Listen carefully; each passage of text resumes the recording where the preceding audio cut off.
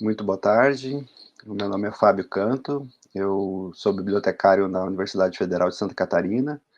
Falo aqui de Florianópolis. Também sou professor substituto da Universidade do Estado de Santa Catarina, UDESC.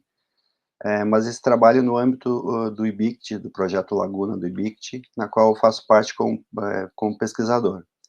Então, o projeto Laguna possui outros integrantes, então falo também em nome da Patrícia Neubert, do professor Adilson Pinto, também dos colegas Daniel Sanfeld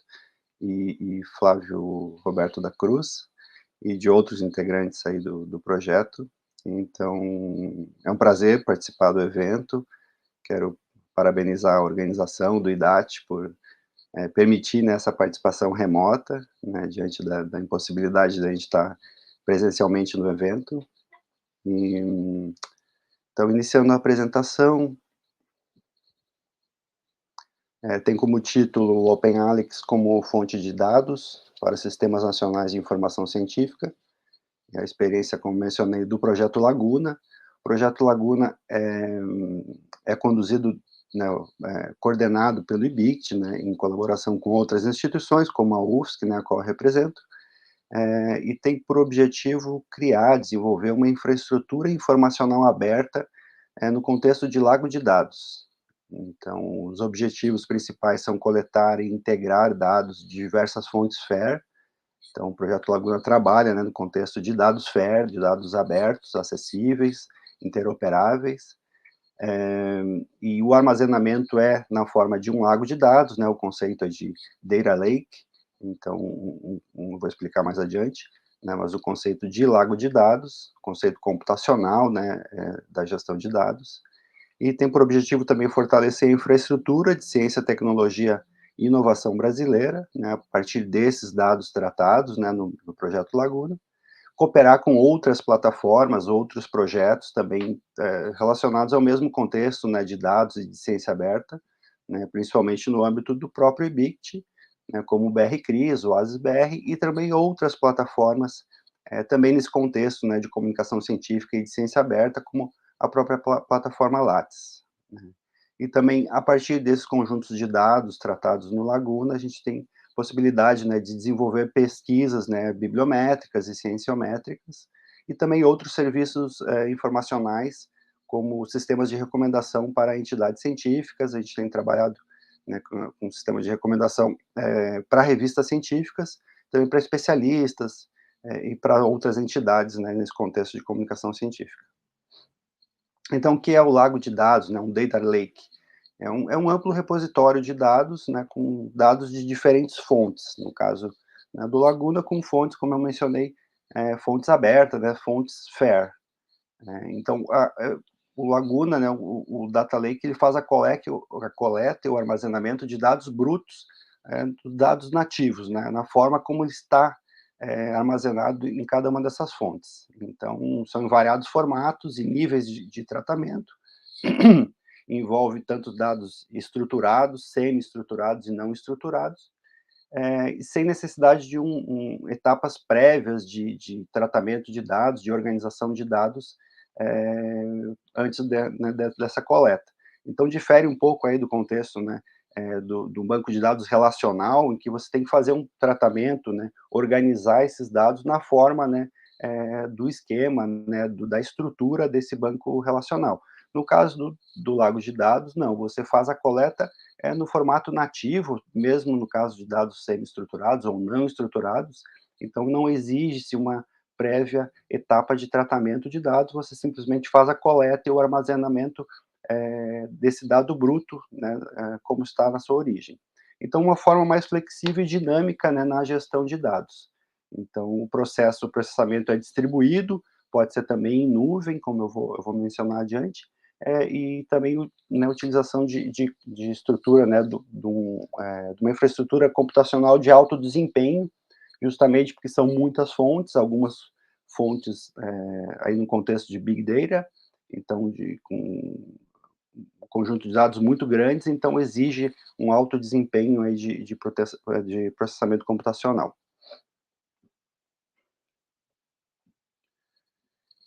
Então, como eu falei, o projeto Laguna também, né, tem uma infraestrutura em nuvem, ele foi contemplado, né, com um edital do CNPq para créditos da Amazon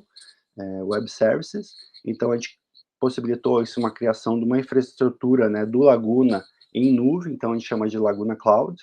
então permite uma escalabilidade do projeto e principalmente alto desempenho computacional, né, com todas as ferramentas que a AWS oferece. E além disso, o uso de ferramentas avançadas, né, para análise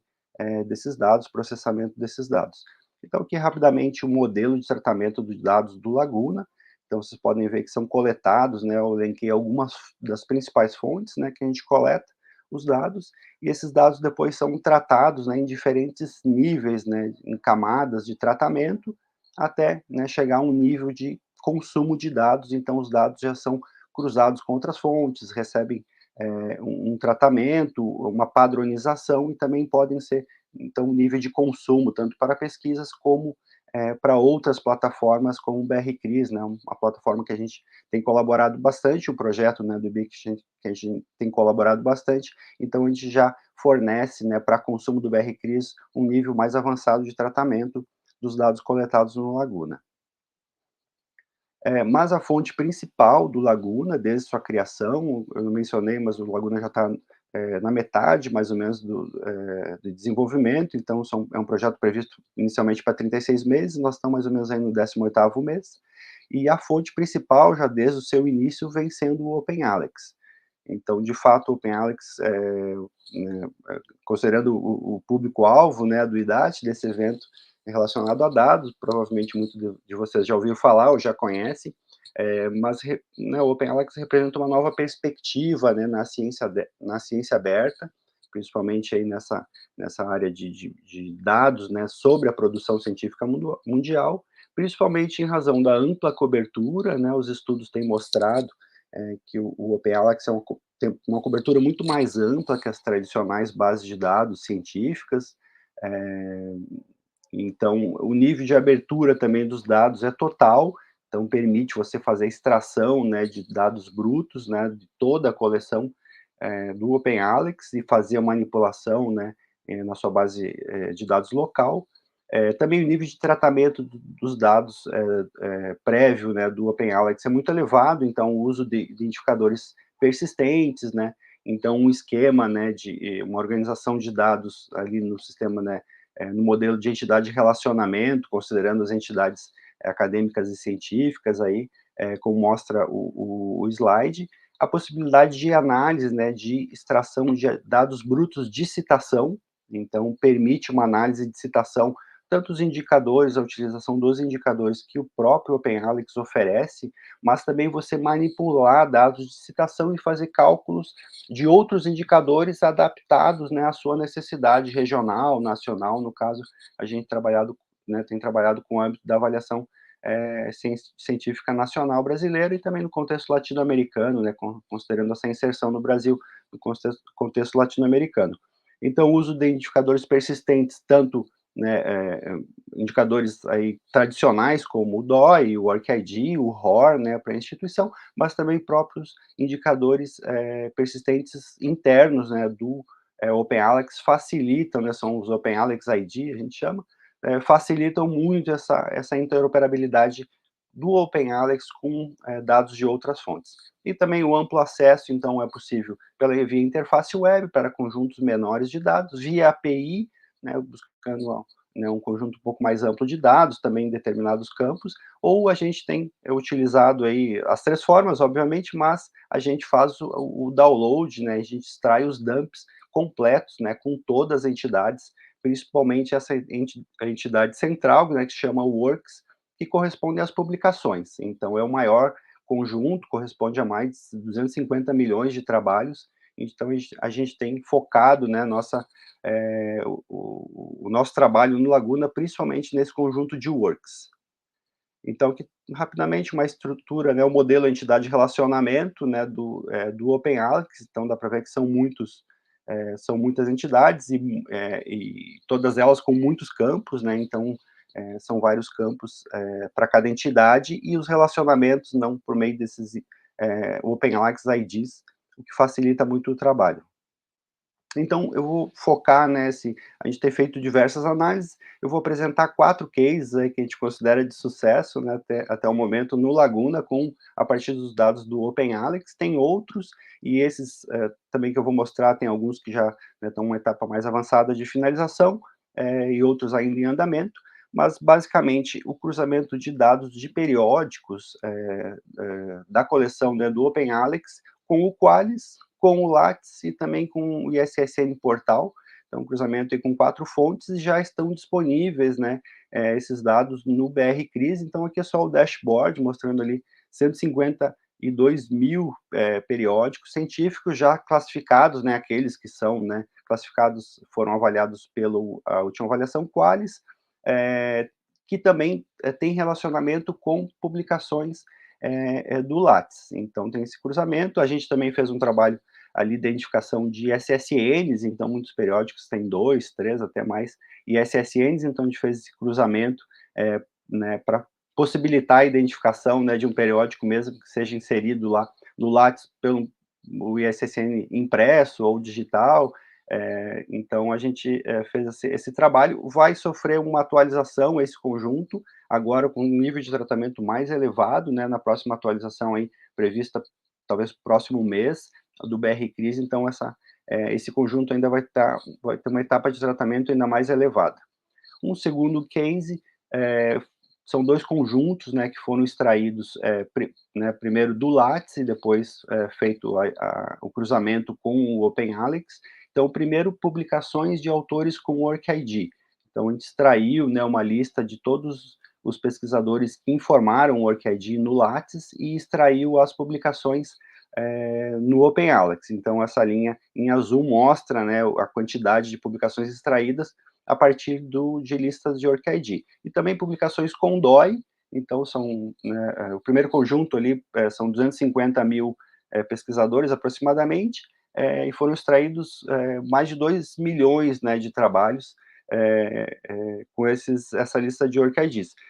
E publicações são um pouco mais de 1.150.000 publicações com DOI, e também foi feita extração praticamente 100%, 98,8% estava indexada na OpenAlex. A gente fez o cruzamento, a deduplicação posteriormente, né, resultando aí um conjunto de 2.300.000 trabalhos acadêmicos do OpenAlex que estão sendo tratados para serem utilizados, né, serem indexados no BR Cris. Então, um conjunto com alto poder de tratamento, com os relacionamentos, com indicadores persistentes, em todo um conjunto de métricas pré-calculadas e a possibilidade de cálculo, né, de outras métricas, considerando que esses conjuntos também carregam lá o campo de análise de citação, de reference works, são os trabalhos citados, então possibilita aí uma ampla perspectiva aí para estudos bibliométricos, estudos de citação, entre outros. Outro trabalho que a gente tem feito também, bastante interessante, é de análise de citação de periódicos, também com esses dados de citação, como eu mencionei. Então, a gente fez um cruzamento do OpenAlex com o Qualys, então resultou ali em 13.000 periódicos, alguns, claro, não tinham tanto índice de citação, ou não se enquadraram ali, foram nos filtros, mas é um conjunto bastante significativo. Então, aqui mostra a rede por grande área, então, grande área dos periódicos, né, conforme a classificação do CAPES, né, utilizado no Qualys. Então, a gente vê a área ali de ciências da saúde, embaixo em rosa, ciências exatas e da terra, engenharias mais em cima, a parte de ciências sociais e humanidades, né, aqui nessa região, e depois as demais áreas, ciências agrárias e biológicas, mais ao lado. Então, isso possibilita uma análise de atração, né, baseada no índice de atração entre periódicos, com base na citação. Então, aquela ideia de quanto mais os periódicos se citam, mais eles têm uma correlação temática, e isso pode ser representado na rede. Aqui a gente faz um segundo nível, analisa cada grande área, então a gente agrupou ciências exatas e da terra, então a classificação por área-mãe também foi feita, nessas duas grandes áreas. E, por fim, para fechar, quase estourando o tempo, a gente tem o cálculo de autocitação de periódicos. Então, a gente está preocupado, né, com periódicos que possam adotar práticas para elevar o índice de citação baseado em autocitação. Então, para isso, a gente fez uma análise com mais de 100 mil periódicos indexados na OpenAlex e calculou o índice de autocitação ou taxa de autocitação, que é aquela relação entre o percentual de autocitações considerando o total de citações recebidas pelo periódico. Então, o normal, aí, o padrão seria na faixa de 10 a 20%, a gente vê que a grande maioria dos periódicos está nessa faixa, principalmente os de maior impacto, né, considerando o índice H, mas que a gente vê também tem periódicos com altas taxas de autocitação, mais de 50%. Então, são periódicos que, né, devem ser analisados, né, os seus padrões de citação, para ver se não está ocorrendo alguma má prática aí, de impulsionamento de índice de citação com base em autocitação. Então, finalizo agradecendo novamente a possibilidade de apresentar um pouco o nosso trabalho, deixo o meu contato aí para quem tiver mais interesse, e muito obrigado.